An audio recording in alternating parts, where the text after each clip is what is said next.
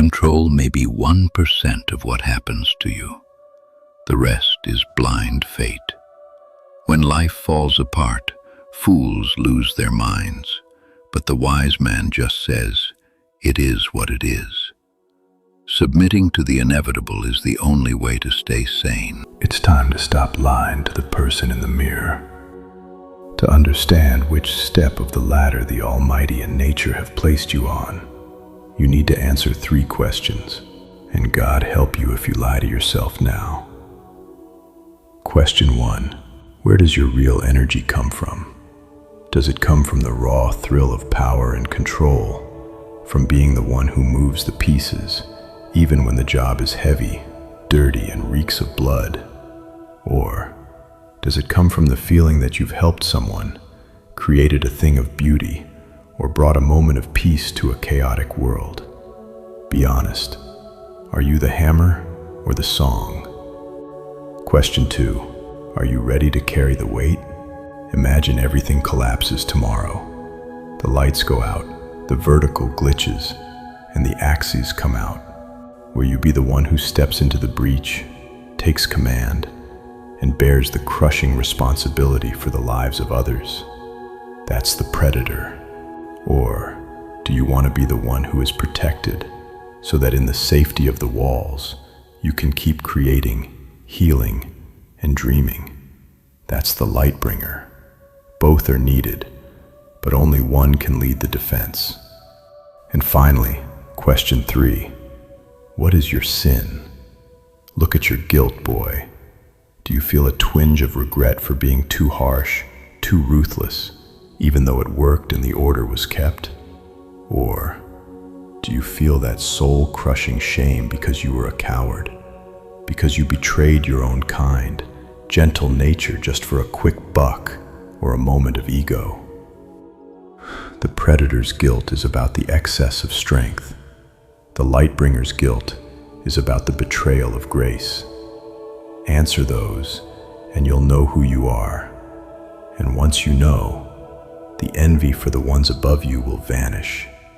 You'll finally be at peace with your own place in this magnificent, dirty machine. Listen to me, boy, because this is where most of my colleagues in the elite get it wrong. They think the world is just about the walls, but a wall without a house inside is just a ruin. Without the light bringers, the vertical becomes a black hole that eventually eats itself. Let's talk about the trap of rigidity, a system built only on raw power, hierarchy, and that accomplice principle we talked about. It has a fatal flaw. It's too stiff. It's concrete. If the world were left only to the predators, the architects, the order would become so dense that life itself would suffocate. Everything freezes. Meaning vanishes. And then, the system collapses under its own weight, turning into a dead, rusted machine. The light bringers, they aren't just weak links in the chain. They are the oxygen inside the bunker. We predators build the walls, sure, but it's the light bringers who fill that space with a reason to protect those walls in the first place. Without art, without mercy, without love, and all those ephemeral values the cynics laugh at, the vertical loses its purpose. I mean, why bother keeping order if there's no life left to enjoy it? You're just guarding a graveyard. It's a symbiosis of destiny. If the architects are the skeleton and the armor of society, the light bringers are its nervous system and its soul. Without light, order turns into a tyranny that consumes its own children. Without order, light turns into a helpless chaos that gets slaughtered by the first axe that comes along. The Almighty created this balance. The predator guards the perimeter so the lightbringer can create. But if the lightbringer starts thinking he's a predator, or if the predator starts burning the light at the root, the system dies. Period. It's a delicate dance, kid.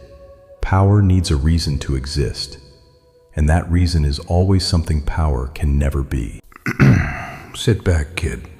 We're moving beyond the ledgers and the dirty laws now. Let's talk about the great design, where good and evil aren't moral labels for Sunday school. They're functional roles. Nature doesn't care about your humanitarian theories.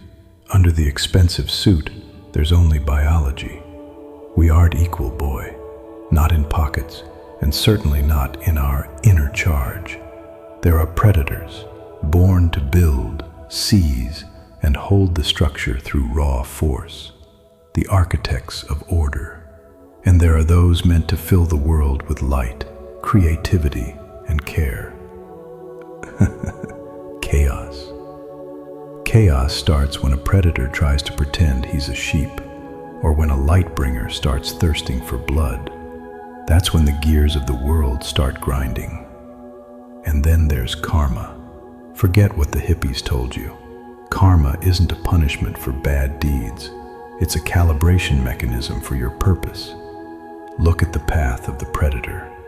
If you were born with a steel mind and the heart of a wolf, your job is to hold the vertical so the sheep don't butcher each other. Your cruelty? It's a surgeon's scalpel. If you do it for the sake of the system and the order, the Almighty doesn't punish you with evil. Why would He? You're doing the heavy lifting. Your sacrifices are the price of the world's stability. But look at the path of the light. If you were born with a delicate soul, but out of greed or envy, you start acting out, betraying others, stepping on heads to get a bigger slice. That's when the boomerang hits you. Why? Because you're using your gift for the wrong purpose. You're poisoning your own nature, and the universe switches you off through suffering, just to stop you from polluting the space. In the eyes of the architect, hierarchy is about alignment. Evil doesn't return to the strong. It returns to the one who is out of place.